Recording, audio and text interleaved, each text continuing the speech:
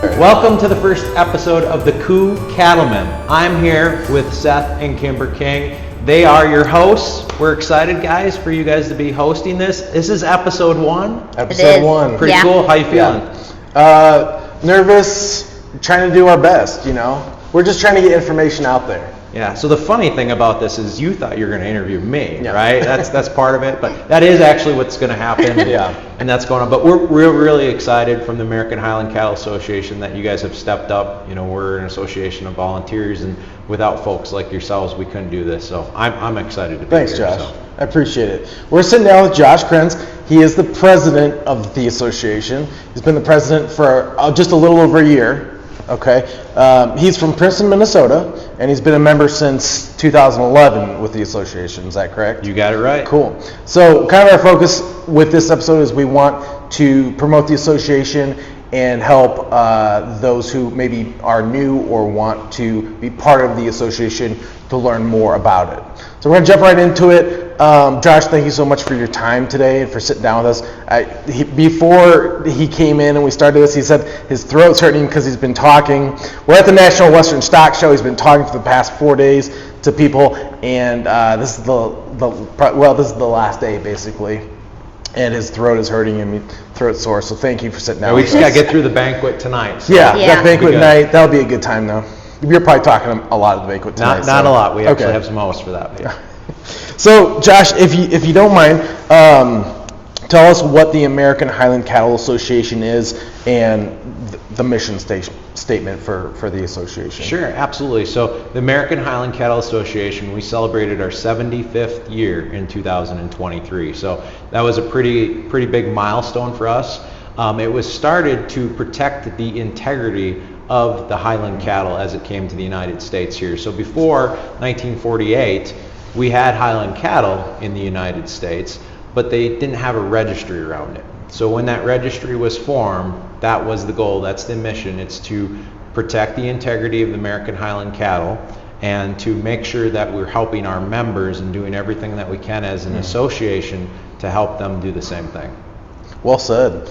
So if someone wants to become a member that's not already a member, how would they go about doing that? Yeah, so the easiest way is you can go to our website, which is highlandcattleusa.org, or you can call the office with Gina and all the ladies in the office. They're a great team there.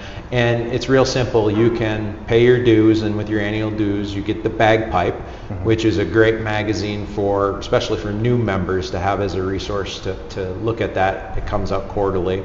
So that's the best way to do it. Or if you want to know what it is before you just sign up and join, we've got on our website a member directory search.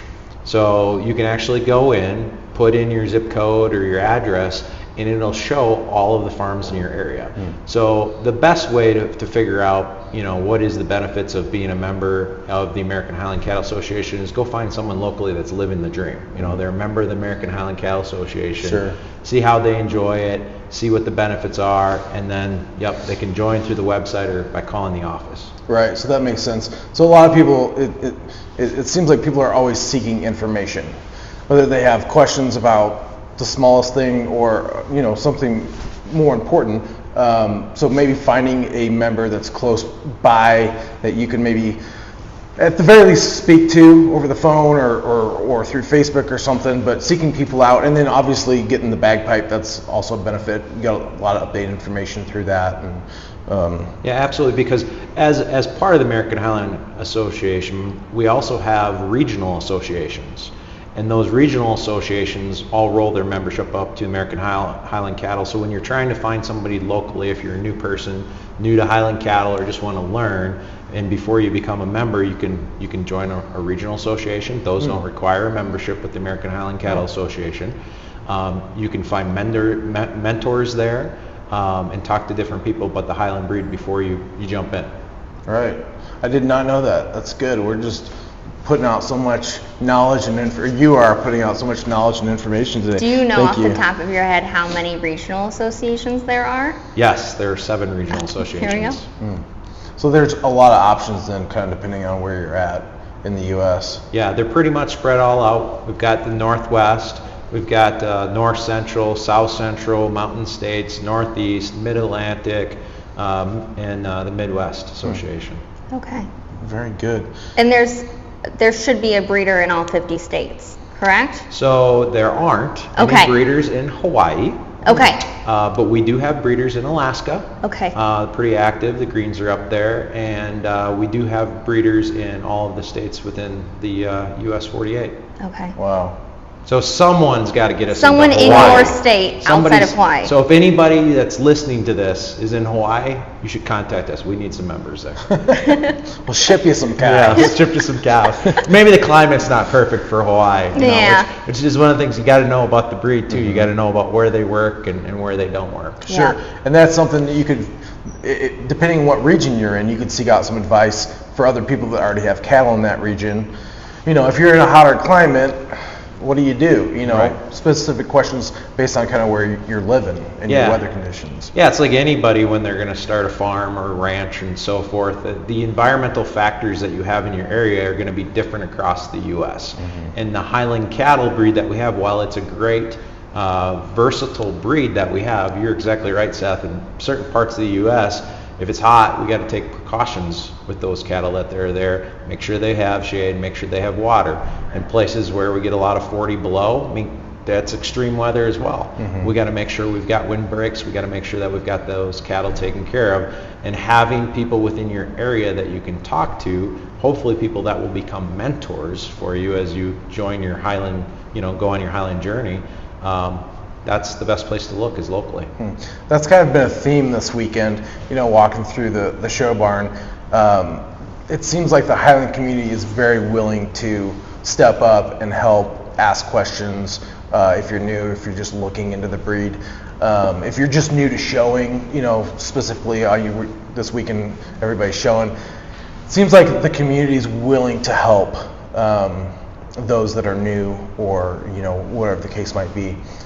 So yeah, that seems like across the board, people that are part of the association are just very helpful and willing to help people out. It is a smaller association compared to some other breeds, so from that aspect, we've got about 1,600 members across the U.S. as we talked about. We also have members overseas. We have members in, I think right now, 8 different countries as well. So people who have bought cattle or just want to get the bagpipe or for whatever reason that they've joined. And we're talking about, we're out here at a show. There are more people here that are not showing than there are people showing. So this event is a great learning education opportunity, as you said, Seth, and a great place to see a lot of different genetics on display. But like all cattle breeds, there's less than 1% of the total membership population that actually shows. Wow. Right? So this show isn't just about showing. This show is about people gathering together that have a passion for Highland cattle to talk about it. And so the stands, when you guys were probably at the show yesterday, the stands were packed. The auction today, the auction was packed. Couldn't find a seat. You couldn't find a seat. And I was like, they're gonna have to move it somewhere else because we're gonna be running out of room pretty soon. It's gonna be a fire hazard or something. Yeah, absolutely. Well, when they have the new stockyards done for us, hopefully that we'll be able to use the event center here and so forth. But yeah, so there's so many people that are here. We're using this event as the reason to bring them together, but there are more people here that don't show than there are people who do show. Sure. So we kind of already touched on this a little bit, but obviously we had COVID 4 years ago. Kimber and I were here in 21. It seemed like the show in general, just the stock show itself was kind of slowing down because of that. We were here in 22. 21, there wasn't a show. Good thing you got her. I know, that's why she's here. But it seems like it's either gotten more popular or there's just more people coming out. Can you kind of talk on that a little bit and kind of what you've seen, over the years? Right. So I think the stock show, and I've been coming out the stock show here for at least 9 years. I've only ever shown 2 years. Okay. So last year and this year. So that I was an example of what I talked about. More people come to see and socialize and talk and learn than people actually do to show. It's part of it. But I always tell people in the evolution of the Highland breed, COVID, there was this time when people decided that they wanted to be more self-sufficient.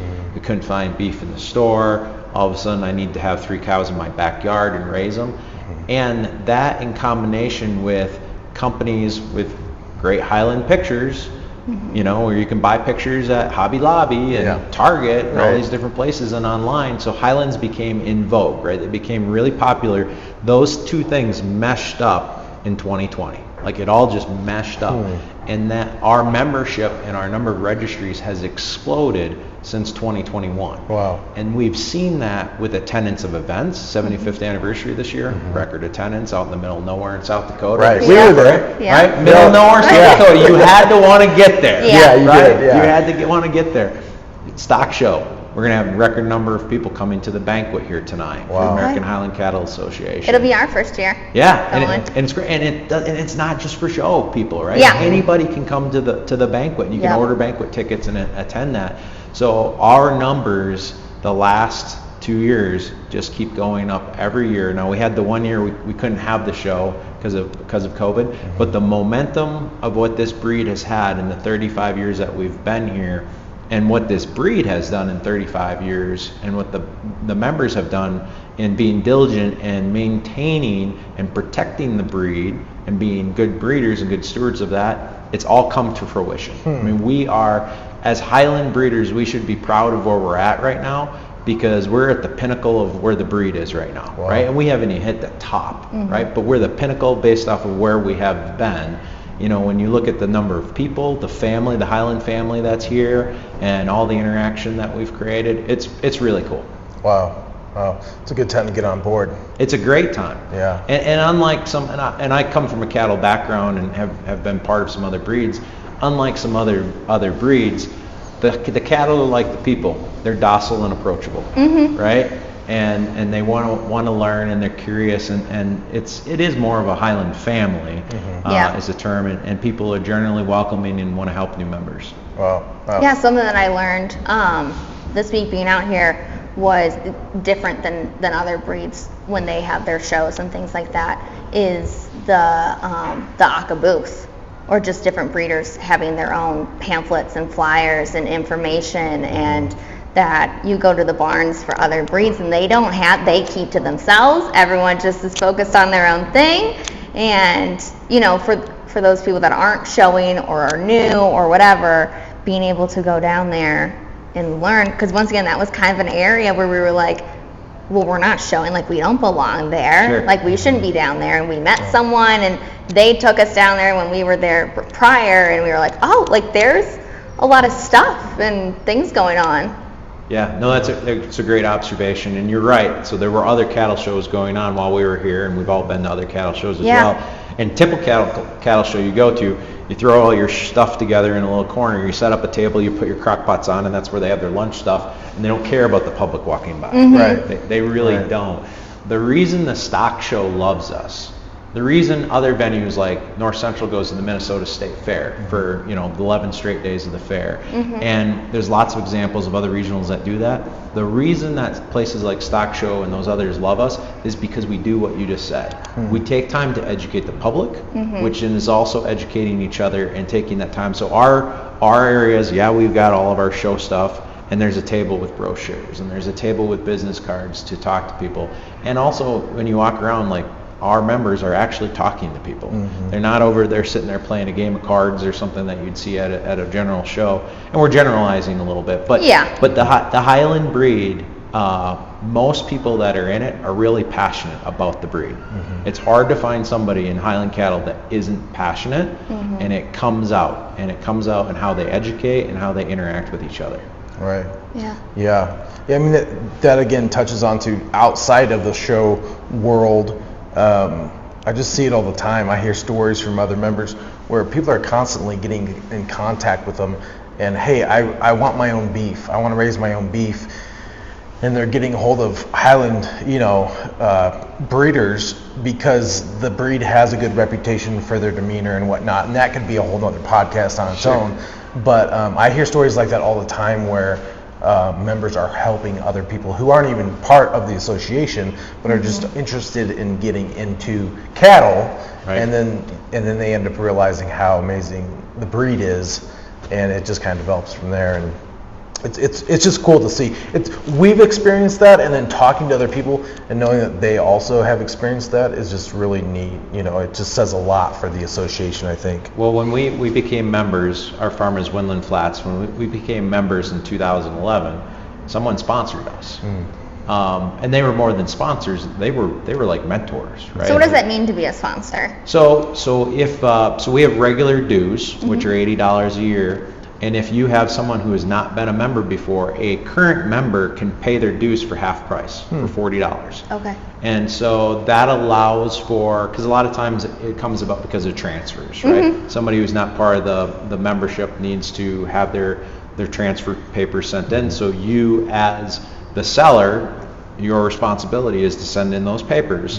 So a lot of times they'll pay for that sponsorship. Okay. And it's great even for people like who haven't bought cattle from us that are interested, and we talk about educational components and things like that. That's a great example of somebody, hey, let me get you a year's sponsorship of being a member, and you can see how you like it and get the bagpipe and other educational things. That's awesome. I did not know that.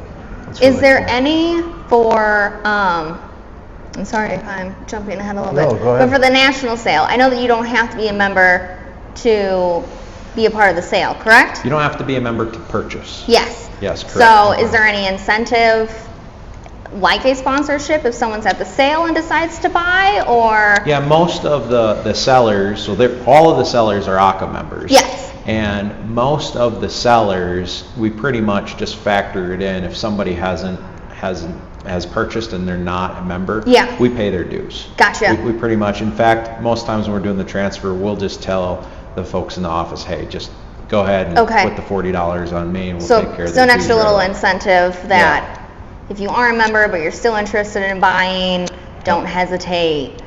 It's a pretty seamless transition to be able to get into. It's a very seamless transition, yes. Well, good. Yeah, another reason to become a member. Well, Josh, thanks for sitting down with us. As we kind of wrap it up here, we kind of already talked about regional shows and whatnot, reaching out to maybe people in geographically that are a little bit closer to people that are interested in the association. With that said, what's something that you, when you first got started, and I know you already had a background in cattle prior, but what's something that you recall that you learned that you would want to pass on to maybe someone who's just thinking about getting into cattle, or just someone like us who's had cattle for 5-6 years? What's some advice that you would give to somebody like that? Yeah, absolutely. So, I think the general thing people would say is, do some research, learn about the breed, which is kind of the given. What I would say is, take a step from that and say, what is a specific thing that I've learned? And one thing that we've done and we've changed several times over is our handling system, right? And so a lot of breeders, when they first get into it, get the cattle and think about the fence. But they don't think about the general welfare and care of those cattle outside of, we got a fence to corral them in. They may not even have a corral. They may just have a fence, right? A pasture area. Right. And, they're cattle, and it's our responsibility to take care of them. That's not vice versa, right? So we are here to serve them so they can serve a purpose for us, right? With meat and with genetics and all those things. So we want to make sure that we're good stewards and we're taking care of them properly. So that means having a good corral system, and a lot of times that also means having a head chute. Right. And so that's probably, and that can be a big investment. I'll look at it this way. So a good head chute system might cost you anywhere from $6,000 to $12,000, depending on what you want to do. And the Highland Cattle auction today, heifer females were $13,000, right? A little over 13. So for the same amount that you're buying good heifers, buy yourself a good chute system. Yeah. It allows you to be able to do so many more things. A lot of times people say, I can't find a good veterinarian, or my veterinarian won't come out. Well, one thing we have to remember with this breed is not everyone is comfortable with horns, right? We are, right? Yeah. We're around them. So you need to think about the handling system for the safety of the cattle, but also for the safety of anyone you invite to your property to help take care of those cattle, because things happen naturally. You know, I'm not just talking about, hey, you know, if you're going to use it to do vaccines or AI or something like that. I'm talking about your animal was walking through the pasture and got a piece of fence wrapped around its leg, right? Yep. Right. Or somebody, you know, was sprawling with somebody else and they cracked the little tip of their horn off. That happens a lot. We see that in the Facebook posts all the time, where people are like, oh, I did something with my horn. Well, do you have the ability to catch that animal? Yeah. Right. And if you needed to, would your veterinarian want to work on that animal? And so I think Absolutely. that's often overlooked, is handling system. And I think a lot of people look at that as a really expensive item to get into cattle business. I will also tell you, broken bones are expensive. Not having a veterinarian wanting to come to your place when you need urgent care and losing an animal because of that's Very kind of expensive. expensive, and it's also heartbreaking, right? Right. So that's my biggest learning, I would say. And we've been through 3 different handling and head shoot systems, and there isn't a one size fits all system for everybody. So talk to those local people, mentors, and see what works for you. Sure. Well said. That again could be a whole nother podcast. Yeah. And I think it's going to be in the future. Yeah. Sure. So, well said. Thank you so much, Josh, for your time with us, for sitting down with us. I know you're hoarse and you've been having a pretty crazy weekend already. So thanks for sitting down with us. What we'll do is at the end of the episode, we'll post the association website so people can find that and look for that. We'll also have the podcast email address posted so that if you guys want to get a hold of us or get a hold of Josh, you guys can. And we're going to go from there. We are going to interview Josh again on a different topic, so be looking forward to that. And we're just excited to be sitting down with you. Thank you again, Yeah. Josh, and it's been a real honor. Thank you guys Yeah. for taking this on. We're a member-driven organization, and we need volunteers. So we appreciate you jumping in and taking on the podcast. Thanks. Yeah. All right. Sounds Cool. good.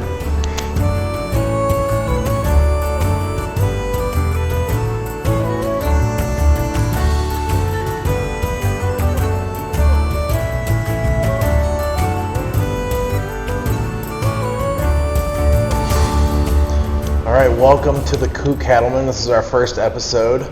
We're at the National Western Stock Show, sitting down with Mr. Josh Krenz today. We're pretty excited because he is the president of the National Highland Cattle Association. He's been... Wait, it's the American Highland Cattle Association. Well, it's close enough. It's not. It's not. Okay. All right, At the you ready? national show. Right, okay. Welcome to the Cattlemen. We're Seth and Kimber King. We're sitting down today at the National Western Stock Show at the National Highland Cattle. Did I screw it up again? Yes. We didn't have to do this last time, Josh. You're making me so nervous.